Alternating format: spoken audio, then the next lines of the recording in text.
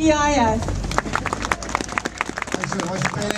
Well, colleagues, could I start by first of all thanking you for turning out in such large numbers here at this demonstration. I've been at quite a few lobbies of Scottish Parliament, sometimes on national issues, and there's been half the number that there are here today, and I think it's an indication of the strength of feeling in Edinburgh College around this strike issue.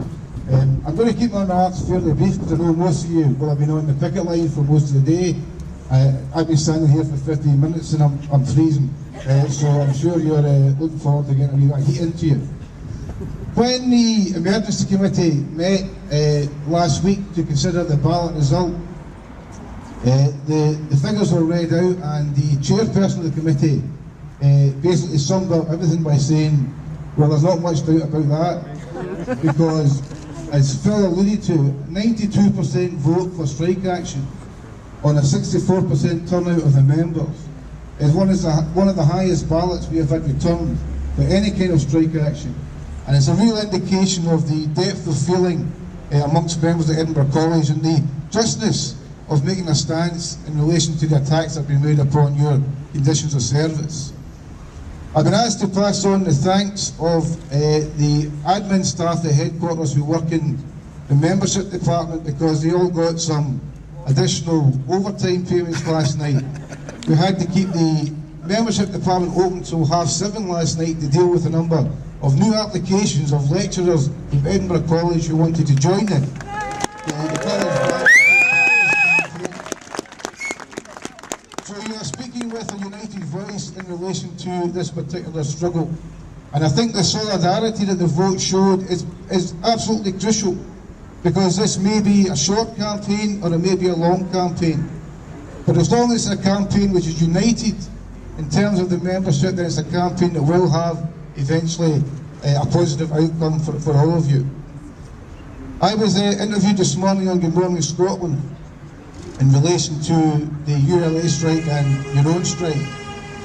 I think they got it slightly wrong. I think they thought every FE college in Scotland was out on strike, and I had to stop myself from saying not yet. I said, no, it's just one college.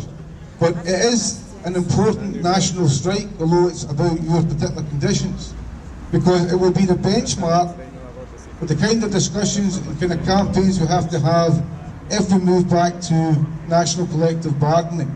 Because what's happening in your situation is that the college merger has been used as an excuse to attack the conditions of service that have been won in some parts of the FE sector in the past. And instead of moving towards good practice, it's moving towards the worst practice. Yeah. And that's something we have to stop in Edinburgh College in order to lay down a marker and make sure it doesn't happen across the sector if we do get to the situation of moving back to national collective bargaining. Colleagues, I just want to assure you of the full support of the full membership of the EIS. At the last council meeting, we were talking about the progress that was made in relation to FE and national bargaining, and I know there will be a keen interest in making sure this dispute is carried forward and is successful. If we remain solid and united, then the campaign can win. We have a workload campaign which is across all sectors of education at the moment, and the message that we're using for that is act together, act now, act together. Because as a trade union, our strength is our collective ability to act as a single unit. Your solidarity is clear in the vote that you had for 92% in terms of action. Maintain that solidarity on the picket lines, maintain it in the campaign, and that will take us through to a victory in this particular issue. Thanks very much.